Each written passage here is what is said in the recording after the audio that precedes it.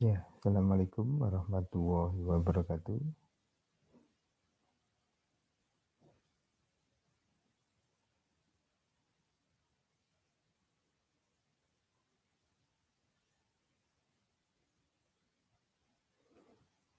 Ya, hari ini kita akan belajar tentang pencegahan dan pengendalian infeksi ya. Selamat datang untuk rekan-rekan semuanya. Kenapa kita harus belajar tentang PPI ini ya?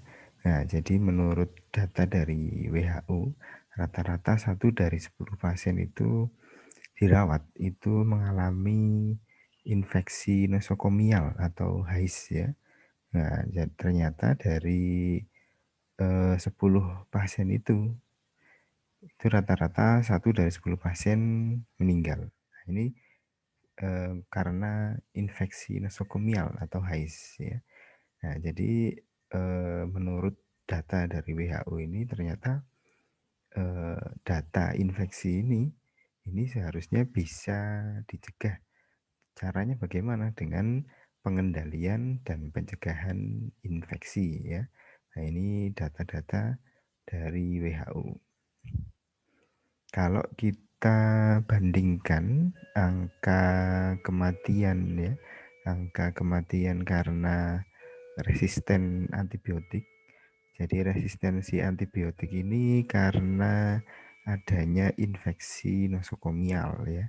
Jadi karena adanya infeksi nosokomial atau HAIS ini kemudian akan menyebabkan resistensi atau kekebalan pada medikasi terutama antibiotik yang banyak digunakan ya. Nah, ini kematiannya hampir 10 million ya. Nah, ini diperkirakan tahun 2050. Tapi kalau dibandingkan dengan masalah-masalah yang lain ternyata angka ini cukup signifikan ya, cukup tinggi angkanya. Nah, ini yang menyebabkan kenapa pentingnya pengendalian dan pencegahan infeksi ini. HAIS ini ya, atau Healthcare Associated Infection ini juga menurut data dari WHO itu banyak terjadi menginfeksi pada pasien yang dirawat ya. Jadi 5-10% pasien yang dirawat itu mengalami HAIS. Kemudian kalau sudah ketambahan infeksi ini apa efeknya? Akan meningkatkan length of stay ya atau loss. Jadi akan menambah biaya perawatan. Nah, ini tentunya akan merugikan. Nah, sebenarnya kalau menurut dari WHO 50%-nya ini bisa dicegah kejadian infeksinya ini ya. Melalui apa? Melalui perubahan perilaku petugas. PPI sendiri ini adalah upaya untuk mencegah dan meminimalkan infeksi ya. Infeksi dari pasien, dari petugas, dari pengunjung, atau masyarakat sekitar fasilitas pelayanan kesehatan. Nah, ini harus dicegah dan dilakukan pengendalian. Ya. Kalau Healthcare Associate Infection ini ya, kita sudah belajar di pertemuan sebelumnya. Nah, ini karena adanya infeksi karena pada saat perawatan di pelayanan kesehatan ya. Kalau kita berbicara tentang ruang lingkup dari PPI ini ya, pertama adalah kewaspadaan isolasi, nah, terus kemudian penerapannya bagaimana PPI ini diterapkan di pelayanan kesehatan, terus kemudian juga surveillance dari eh, evaluasi terjadinya infeksi, nah terus kemudian adanya pendidikan dan pelatihan kepada petugas kesehatan ya.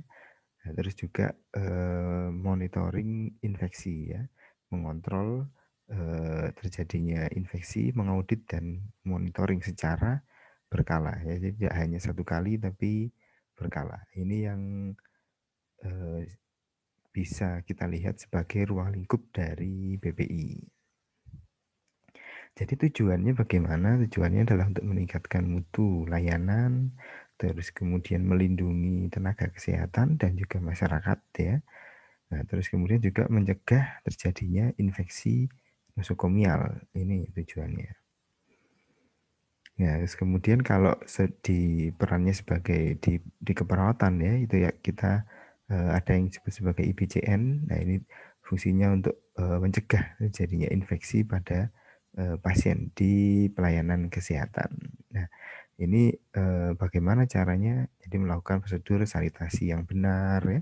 Terus kemudian mempelajari perkembangan bakteri yang pada tubuh pasien ya.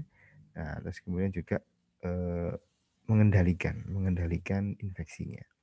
Nah, terus kemudian yang penting adalah bertanggung jawab pada dokumentasi atau pengelolaan infeksi pasien. Nah, ini yang bisa menjadi peran dalam keperawatan atau dalam hal ini tugasnya sebagai IPCN. Kalau kita merujuk lebih dalam lagi bagaimana peran perawat ya dalam melakukan implementasi keperawatan ini, pertama melakukan upaya preventif. Nah, preventifnya ini seperti apa ya? Jadi mendeteksi dini, terus kemudian penggunaan APD, melakukan isolasi ya, terus kemudian memberikan alat-alat pengamanan atau pelindung fisik pada pasien ya.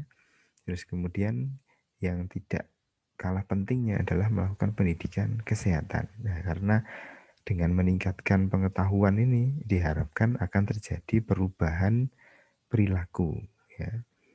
Nah, terus kemudian mengajarkan teknik-teknik untuk mengontrol infeksi pada keluarga. Jadi nggak hanya pada pasiennya tapi juga pada keluarga. Nah, terus kemudian melaksanakan evaluasi atau surveillance, terus kemudian eh, melaksanakan program-program pencegahan ya, cuci tangan ya, terus kemudian memberikan advokasi, membudayakan penggunaan pelindung diri dari stres yang terjadi pada petugas kesehatan ya, dan juga berikutnya adalah lingkungan. Nah, lingkungan ini harus aman dan selamat untuk pasien. Ini menjadi peran dari perawat. Ya, itu gambarannya bagaimana dan kenapa sih harus ada pengendalian dan pencegahan infeksi tadi ya. Nah, berikutnya adalah bagaimana caranya melakukan pengendalian dan juga mungkin pencegahan infeksi ini, jadi melalui kewaspadaan transmisi. Ya, kewaspadaan transmisi di sini merupakan wujud dari PPI di fasilitas pelayanan kesehatan. Nah, tujuannya jelas untuk melindungi pasien, melindungi petugas kesehatan, ya, melindungi juga pengunjung dan juga yang menerima pelayanan kesehatan ini. Ya, melindunginya dari apa? Dari siklus penularan penyakit infeksi ya. Nah, jadi ini bagaimana memutusnya melalui kewaspadaan standar atau dan kewaspadaan transmisi ya. Nah, jadi pertama yang kita bahas adalah kewaspadaan standar. Di sini adalah kewaspadaan utama yang dilakukan secara rutin dalam perawatan di pelayanan kesehatan ya. Jadi mulai dari diagnosis, terus kemudian apakah resikonya terinfeksi, ya, terus kemudian mencegahannya dengan mencegah terjadinya transmisi silang ya sebelum pasien didiagnosis, sebelum adanya hasil pemeriksaan dan juga setelah pasien didiagnosis. Nah ini eh, pencegahannya prosesnya di sana ya. Jadi siapa yang bisa melakukan ini? Tenaga kesehatan, contohnya petugas lab, ya, petugas rumah tangga, JJSSD, nah, dan juga hampir seluruh komponen yang ada di pelayanan kesehatan. Dalam kewaspadaan standar ini ya, dalam kewaspadaan standar ini, nah, kewaspadaan standar ini ada 11 kewaspadaan standar. Ya, jadi apa saja? Pertama, kebersihan tangan ya, terus kemudian penggunaan APD, terus kemudian bagaimana cara dekontaminasi ya. Nah, terus kemudian juga bagaimana mempertahankan kesehatan lingkungan, bagaimana untuk mengelola limbah, terus kemudian linen manajemen, nah terus kemudian perlindungan terhadap nakes, nah terus kemudian penempatan pasien.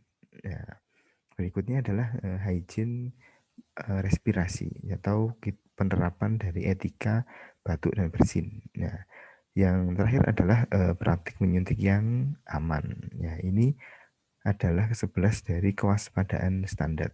Oke, pertama tentang kebersihan tangan. Nah, kebersihan tangan ini atau yang biasa rekan-rekan lakukan adalah cuci tangan ya. Cuci tangan 6 langkah itu saat apa? Nah, ini saat sebelum kontak pasien ya, terus kemudian sebelum tindakan aseptik, setelah kontak darah dan cairan tubuh, berikutnya adalah setelah kontak pasien, berikutnya adalah setelah kontak dengan lingkungan sekitar pasien. Nah, ini harus eh, ini menjadi indikasi kebersihan tangan atau cuci tangan. Berikutnya adalah penggunaan APD ya. Jadi APD yang standar yang digunakan ada sarung tangan, masker, gaun pelindung, Google atau pelindung wajah atau face shield ya. Nah, terus kemudian sepatu pelindung dan topi pelindung. Nah, wujudnya bagaimana? Jadi seperti saat kemarin rekan-rekan praktikum ya. Jadi ada 3 level dalam penggunaan APD ya. Nah, pertama level 1. Nah, ini gambarannya di level 1. Nah, ini. Nah, terus kemudian ada di level 2. Nah, ini rekan-rekan sudah pernah mencoba kemarin pada saat praktikum. Ya, ini saya ingatkan kembali bagaimana perbedaannya. Tadi level 1 ya, kemudian level 2 lebih lengkap lagi. Ya, yang sekarang banyak rekan-rekan lihat adalah yang level 3 ini ya, pada yang banyak digunakan di ruang isolasi ya, untuk merawat pasien-pasien dengan COVID-19. Nah, ini gambarannya ya. Kemarin sudah merasakan bagaimana nyamannya ya menggunakan APD level 3 atau full APD ini ya. Jadi benar-benar luar biasa sekali pekerjaan dari rekan-rekan ini ya. Rekan-rekan yang ada di ruang isolasi ya. Jadi benar-benar eh, apa ya, benar-benar berjuang di sana ya. Jadi agar perjuangan tidak sia-sia ya, maka rekan-rekan harus tetap mempertahankan protokol kesehatan ya saat di rumah atau di luar ya. Jadi harus patuh pada protokol kesehatan atau 3M biasanya. Oke, itu APD. Nah, ini saya ingatkan kembali bagaimana cara memasang dan juga melepas APD level 3. Ini yang saya tampilkan yang APD level 3 karena ini yang penting ya. Ini juga eh, yang sekarang lagi in ya karena banyak dipakai rekan-rekan yang ada di ruang isolasi ya. Mungkin juga nanti rekan-rekan kalau sudah lulus kemungkinan yang banyak tersedia lapangan pekerjaan kalau sekarang ini ya, perawat-perawat atau relawan di ruang isolasi ya. Jadi harus memperhatikan ini ya, jadi cara memasang, tahu juga cara melepas APD. Oke, berikutnya adalah dekontaminasi perawatan pasien. Nah, kemarin juga rekan-rekan sudah melakukan praktikumnya ya. Jadi ada yang di peralatan bekas itu direndam dalam air dan deterjen atau enzim, nah, lalu dibersihkan, disinfeksi dengan DTT ya. Terus kemudian juga peralatan yang dipakai untuk pasien yang infeksius, ini harus dekontaminasi ya, agar tidak terjadi tadi infeksi silang ya penyebarannya. Nah, terus kemudian pastikan kalau rekan-rekan memakai peralatan yang sekali pakai itu dibuang karena atau dibuang ke tempatnya ya. Nah, terus kemudian untuk alat bekas pakai yang akan dipakai lagi yang reuse ya. Nah, ini pastikan harus didekontaminasi. Nah, ini alurnya, bagaimana dekontaminasi peralatan pada perawatan pasien. Nah, kemarin sudah rekan-rekan lakukan mencoba di praktikum ya. Jadi mulai dari pre-cleaning, pembersihan awal, sampai membersihkan dengan air steril dan dibersihkan ya. Nah, ini adalah termasuk kewaspadaan standar dalam PPI ya. Nah, berikutnya adalah pengendalian lingkungan. Nah, jadi setelah petugasnya, terus alat-alatnya, nah, lingkungannya juga harus dilakukan pengendalian. Nah, pengendalian ini bagaimana? Memperbaiki kualitas udara, kualitas sanitasi air, terus kemudian kualitas permukaan lingkungan, ya, desain dan konstruksi bangunan. Nah, ini fungsinya untuk mencegah transmisi ya kepada pasien, petugas, dan juga pengunjung. Ya, berikutnya adalah pengelolaan limbah. Nah, pada pengelolaan limbah ini yang perlu diperhatikan adalah resikonya. Resiko limbah ini pasti berisiko, terutama di pelayanan kesehatan ya. Jadi rekan-rekan karena berisiko, jadi saat praktek ya pengelolaan limbahnya harus sesuai dengan SOP-nya. Jadi jangan sampai salah memasukkan di tempat sampah ya. Nah, terus kemudian juga harus tahu jenis-jenis limbahnya, mana yang reduce, reuse, dan recycle ya. Nah, terus kemudian untuk tujuannya pengelolaan limbah ini melindungi dari penyebaran infeksi dan cedera. Yang kedua adalah membuang bahan-bahan yang berbahaya. Nah, ini jadi tujuannya. Ya, untuk prosesnya ya dimulai dari identifikasi, pemisahan, labeling, pengangkutan, penyimpanan hingga pembuangan atau pemusnahan. Ini termasuk dalam kewaspadaan standar. Nah, berikutnya adalah linen manajemen ya. Jadi lingkungan sudah ini yang paling dekat dengan pasien ya, yang adalah linen yang biasanya sangat dekat karena memang dipakai oleh pasien ya. Nah, linen di sini dibagi dua, ada linen kotor dan linen terkontaminasi ya. Linen yang terkontaminasi ini karena cairan-cairan dari tubuh pasien, ya harus dilakukan penata laksanaan dengan hati-hati sesuai dengan SOP-nya. Nah, bagaimana kewaspadaannya ya? Jadi pada setiap fasilitas pelayanan kesehatan itu harus ada standarnya untuk linen manajemen ini ya. Mulai dari penanganan sampai eh, distribusinya ya.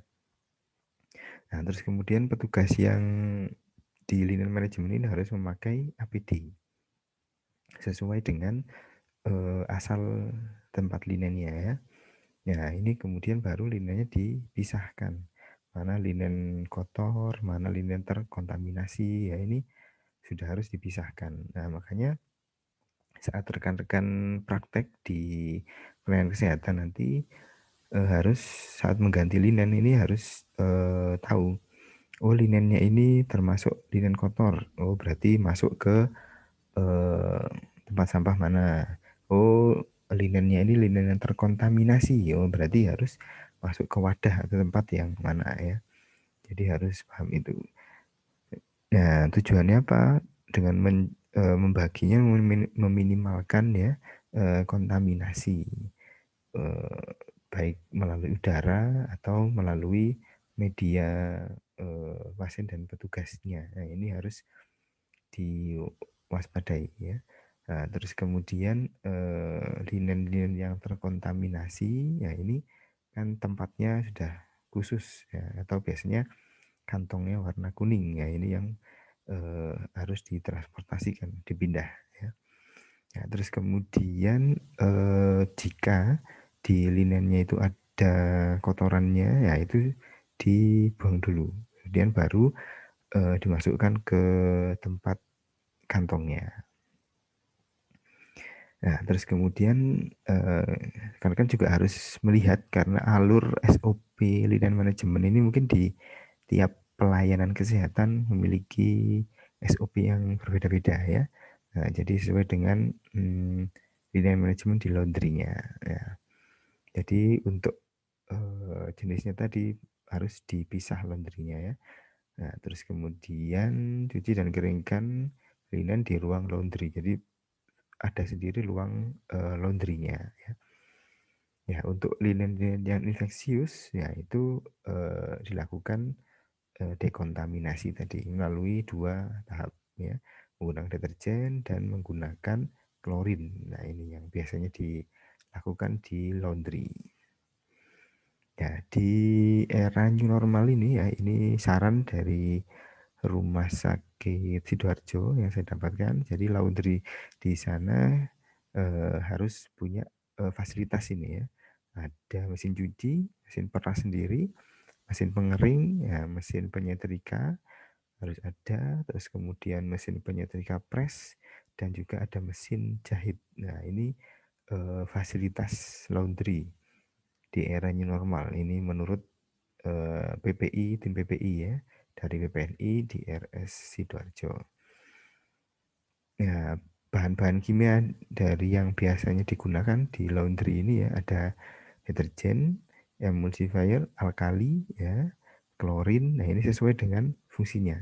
Jadi bahan-bahan kimia ini memiliki fungsinya masing-masing. Nah, ini yang biasa digunakan di laundry. Ya. Dan petugasnya juga harus sudah mengikuti pelatihan laundry dari rumah sakit, PPI ya. Nanti kalau rekan-rekan sudah bekerja di pelayanan kesehatan pasti akan dapat giliran untuk melakukan pelatihan PPI ya. Jadi gambarannya kayak ya ini kan teorinya, tapi rekan-rekan nanti bisa melakukan PPI-nya ya. Nah, ini tata laksananya linen di contohnya ini di RSU Sidoarjo ya. Ada pembersihan dulu ya, terus kemudian pencucian ya. Nah, terus kemudian ruangan laundry untuk infeksius dan non infeksius dipisah. Nah, terus kemudian eh, pembuangan limbah di laundry-nya ini eh, mengikuti SOP-nya masing-masing. Ya, dan di sana harus tertutup ya karena takutnya ada penguapan dia. Nah, terus kemudian ruang-ruang di dalam laundry itu nanti ada ruang-ruang lagi, ada ruang linen kotor, bersih ya, ruang perlengkapannya, nah, itu sendiri-sendiri. Terus kemudian di rumah sakit yang tidak memiliki laundry ya itu bisa bekerjasama dengan rumah sakit yang memiliki laundry yang fasilitasnya sudah bagus ya. Ya, petugas yang bekerja di laundry ini juga harus memakai APD. Ya, ini sudah sesuai dengan tahap-tahapan ini sudah sesuai dengan Permenkes RI ya. Ini sudah sesuai. Ya, prosesnya bagaimana dari linen manajemen ini ya ini eh, penerimaan, pencucian ya. Itu seperti gambar, terus kemudian pemerasan, pengeringan dan finishing. Ya, finishingnya ya. Jadi ya sama prosesnya seperti di laundry pada umumnya. Tapi ini khusus untuk laundry di pelayanan kesehatan. Nah, finishingnya berupa penyetrikaan, ya ini ya, disetrika, terus kemudian dilipat, disimpan, nah, nanti untuk didistribusikan. Nah, ini biasanya namanya CSSD, ada di CSSD ya. Nah, tidak semua pelayanan kesehatan memiliki ini ya. Nah, jadi ini juga bisa menjadi sumber bisnis ya, bisnis kalau Anda mau membuka jasa laundry ini ya. Nah, jadi karena nggak semua rumah sakit memiliki ini, karena memang harus sesuai dengan prosedurnya tadi ya. Jadi harus benar-benar sesuai. Nah, untuk linen yang sudah dibersihkan tadi ini ada standar mutunya, harus bebas kuman, higienis, baik dan bersih, cemerlang, waduh harum, lembut, cepat dan siap pakai. Itu. Nah, berikutnya adalah perlindungan kesehatan petugas. Nah, ini bagaimana caranya? Jadi ini termasuk juga dalam kewaspadaan standar tadi ya. Jadi selalu ngecek secara berkala pemeriksaan kesehatan pada petugas ya. Terus kemudian biasanya sebagian besar ya masalah-masalah akibat dari pekerjaan ini melalui, infeksinya karena cairan dari tubuh pasien. Nah, ini harus lebih diwaspadai lagi. Ya, bagaimana, tata laksananya ya, bila tertusuk jarum segera bilas dengan air mengalir atau cairan antiseptik. Bila kena cairan tubuh dari pasien mengenai kulit, ya, tanpa adanya luka ya, jadi dicuci dengan sabun dan air mengalir ya. Terus kemudian jika mengenai mulut, ludahkan kumur-kumur dengan air beberapa kali. Jika percik atau cipratan ke mata ya, cuci dengan irigasi ya. Jadi tidak hanya dicuci, tapi diirigasi dengan air mengalir ya. Nah, diirigasi caranya itu posisi kepala miring ke arah mata yang terpercikkan, baru dialirkan dengan air yang mengalir, diirigasi ya. Bila darah atau cairan tubuh ini masuk ke hidung, hembuskan, bersihkan dengan air ya. Terus kemudian bagian tubuh yang tertusuk, jika memang tertusuk, nah ini tidak boleh ditekan, dihisap dengan mulut. Nah, ini jangan ya. Jadi jangan. Pasti nanti akan terjadi, takutnya akan terjadi infeksi ya, jadi silang. Terus kemudian penempatan pasien. Ya, ini yang sekarang menjadi isu yang banyak ya. Jadi terutama karena masalah pandemi ini ya. Jadi penempatan pasien ini menjadi manajemen yang harus ini ya. Jadi harus mampu. Jadi tiap pelayanan kesehatan harus mampu menempatkan pasien yang infeksius dipisah ya. Jadi antara yang infeksius dan non infeksius ya. Terus kemudian penempatan pasien ini harus sesuai. Jadi agar tidak terjadi pola transmisi infeksi ya dari infeksi dari pasiennya. Jadi infeksinya melalui apa? Bisa kontak langsung atau lewat droplet ya, atau juga airborne. Nah, ini harus dipisah karena itu tadi takutnya terjadi penularan transmisinya ini ya. Nah, jadi harus ada ruang-ruang sendiri. Nah, ini yang sekarang sangat-sangat di manajemen pelayanan kesehatan ya, terutama. Nah, itu. Jadi untuk memberikan kewaspadaan harus diberikan tanda atau diberikan tempat-tempat khusus.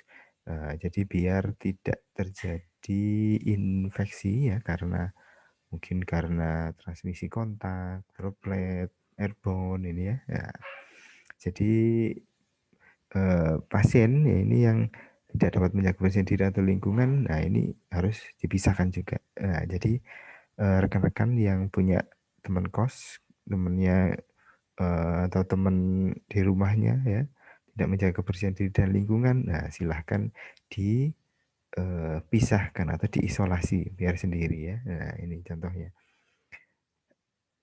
Nah, terus kemudian ya tadi pasien-pasien yang infeksius ini dipindahkan atau dimobilisasi ya. Terutama pada masalah-masalah penyakit yang menular ya. Pasien HIV, pasien TB, ya ini jangan sampai satu ruangan ya, jadi harus dipisah. Ya, berikutnya adalah kewaspadaan. Standar berikutnya adalah kebersihan pernafasan atau etika batuk dan bersin. Nah, ini harus diterapkan di pelayanan kesehatan, apalagi di masa sekarang ini ya. Ini sudah terjadi peningkatan ya. Kalau dulu sebelum masa pandemi ini sangat susah sekali untuk menerapkan etika batuk dan bersin atau ini ya. Jadi kalau sekarang masyarakat sudah banyak yang dengan kewaspadaan mandirinya itu sudah mau melakukan etika batuk dan bersin ini ya. Tugas kita sebagai petugas kesehatan mengingatkan kembali dan mengevaluasi ya bagaimana pelaksanaannya. Ya, jadi untuk menghindari infeksi silang tadi, ya jadi salah satunya dengan mengatur ventilasi atau ruangan tadi ya. Jadi ruangan-ruangan tadi dibagi 3, ada yang menggunakan ventilasi alami, ventilasi mekanik, dan campuran atau hybrid. Nah, ini kalau alami ya menggunakan pintu dan jendela terbuka seperti biasanya. Nah, jadi ini akan terjadi silang ya, ventilasi silang. Tapi kalau yang mekanik, ya ini yang menggunakan peralatan untuk mengalirkan dan mensirkulasi udara ya. Contohnya, nah ini ventilasi mekanik ya. Jadi bagaimana? Ini contohnya adalah ada di ruang isolasi. Ya, ini menggunakan tekanan negatif. Jadi tekanan negatif ini dilakukan oleh ventilasi mekanik ini. Jadi ada alat yang fungsinya untuk mengeluarkan udara, nah ada yang memberikan masukan udara. Jadi menjaga tekanan di dalam ruang, tekanan udara ya di dalam ruangan. Nah ini kalau di ruang isolasi dijaga negatif ya. Nah ini jenis-jenis ruang isolasi ada 4, standar, negatif, alternating, dan positif ya. Nah, yang sekarang sedang kekurangan adalah ruangan tekanan negatif ini ya. Nah, ini untuk penyakit-penyakit yang dengan masalah airborne ya. Contohnya yang masa sekarang adalah COVID-19 ini ya. Jadi perlu pasien-pasien yang positif ini perlu dimasukkan di ruang negatif ini. Tujuannya apa? Untuk mencegah atau mengendalikan dan mencegah terjadinya infeksi silang kepada pasien yang lain atau petugas kesehatan ya. Berikutnya adalah ruang-ruang tekanan positif, ini contohnya di ICU, di ICCU ya. Dan yang ruang standar, nah ini ruang standar ini ya seperti biasanya. Ya, ruang yang ruang isolasi bertekanan negatif ini memiliki standar yang lebih daripada ruang yang lain, yang tekanan positif atau ruangan standar ya. Nah, jadi hampir semua ini ya ini contohnya. Jika rekan-rekan nanti misalnya di pelayanan kesehatannya mau membuat ruang isolasi yang tekanan negatif, nah ini contohnya. Jadi harus memenuhi standar ini untuk membuat sebuah ruang isolasi ya. Ya, berikutnya adalah bagaimana memberikan medikasi dengan media jarum suntik ini ya. Jadi yang benar bagaimana? Nah, ini rekomendasi yang aman ya. Tekniknya aseptik. Ya, terus kemudian berganti ya. Jadi harus diganti jarumnya ya, harus diganti.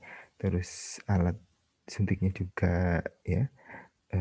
Terus untuk flashing kalau memang mau flash atau mau kalau ada clotting ya di flash dilarutkan, yaitu hanya untuk 1 kali ya, bisa NS misalnya. Jadi seharusnya untuk 1 spuit itu 1 obat ya. Nah, terus kemudian tidak jangan dicampur ya. Ya, jadi obat A dicampur dan obat B dicampur di 1 spet. Wah, ini jangan ya. Nah, jadi karena bukan STMJ ini ya, jadi ini obat. Jadi akan ada reaksi silang nantinya, jangan. Nah, terus kemudian jika memang harus terpaksa ya, nah ini alat-alatnya tadi harus gantian saja ya, jadi jangan dicampur. Terus kemudian waspada untuk penyimpanan obat-obatnya ya. Terus kemudian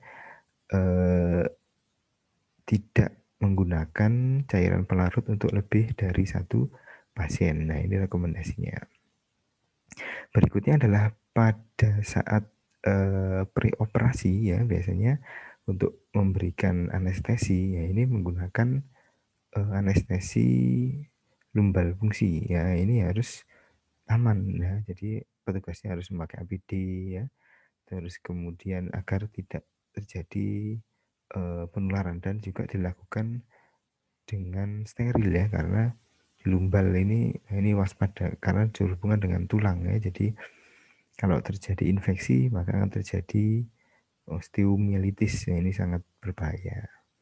Nah, berikutnya adalah kewaspadaan transmisi. Ya, jadi kalau tadi sudah kewaspadaan standar, sekarang kewaspadaan transmisi. Ya, ini apa yang perlu diwaspadai. Jadi saat kontak dengan pasien, saat mungkin saat kita komunikasi ada droplet atau airborne. Nah, ini harus waspada saat kita berdekatan dengan pasien atau dengan sesama petugas kesehatan sekarang ya. Jadi harus jaga jarak kalau sekarang ya. Nah, terus kemudian melalui media makanan, air, obat, alat, peralatan. Nah, ini kita harus ada kewaspadaan di sana. Nah, terus kemudian bisa melalui vektor yang lain, contohnya lalat, nyamuk, tikus. Nah, ini kita harus meningkatkan kewaspadaan transmisi ini, terutama di pelayanan kesehatan ini ya. Jadi harus diatur, harus dibuat standar operasional prosedurnya. Ya, ini contoh alur yang pasien dengan penyakit infeksius ya. Kita bagi pada pasien ini penyakit infeksinya transmisinya dengan apa? Dengan kontak, atau dia bisa menularkan dengan droplet atau melalui udara. Nah, contohnya sekarang kan masa pandemi pasien dengan COVID-19 ya. Nah, ini dengan transmisi udara atau airborne juga bisa. Droplet juga bisa. Nah, ini contohnya. Jadi di isolasi, jaraknya diatur ya. Terus kemudian ruangannya, tekanannya diatur tadi menggunakan tekanan negatif jadi ya. Nah, itu salah satu tujuannya kenapa pasien-pasien dengan COVID-19 ini harus diisolasi, terus petugasnya memakai APD level 3 tadi ya. Nah, ini jadi untuk ini kewaspadaan transmisi. Nah, oke. Untuk materi hari ini cukup itu. Ada 3 materi yang sudah kita pelajari bersama. Jadi tentang bagaimana pengendalian dan pencegahan infeksi, bagaimana kewaspadaan ya, kewaspadaan standar dan kewaspadaan transmisi. Nah, di dalamnya ada linen manajemen. Oke, mari kita lanjutkan proses belajar ke e-learning. Sudah tersedia post-test. Silakan langsung menuju ke e-learning.